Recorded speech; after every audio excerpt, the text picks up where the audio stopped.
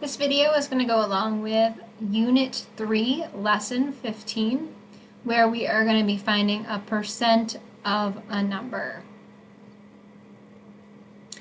When we talk about percentage questions, there are three different things that we can be looking to find out. We can be finding the part of an item, the whole amount, the percent amount. Today our focus is we are going to know the percent amount, we're going to know the whole amount, and we're going to be solving for a part. This particular strategy is only able to be used when you are finding the part.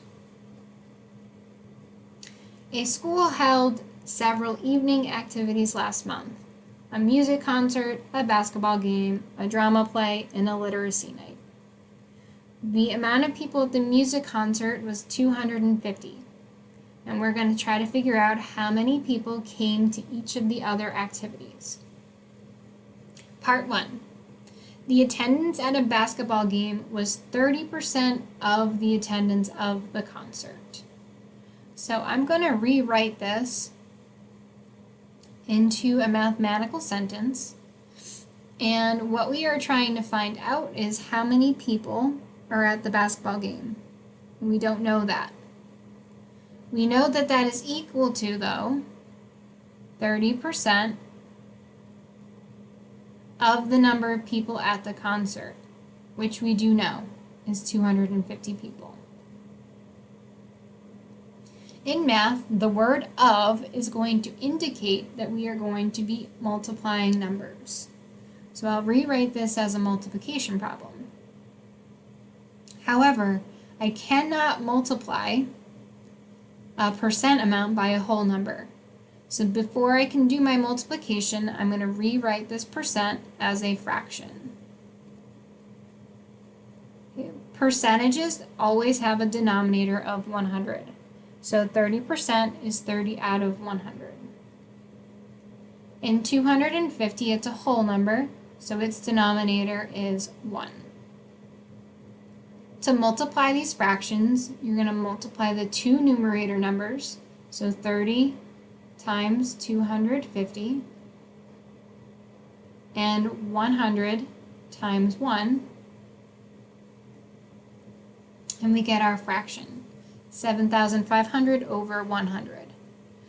To simplify that, you just take your numerator, so 7,500, and divide it by your denominator. And so our simplified final answer is 75 people. I'm going to solve a very similar question using the same strategy. We know the attendance of the drama play, so we don't know how many people that is, but we know that is equal to 140% of the attendance of the concert, which again, based on the information we know, is 250 people. So 140% of 250 people.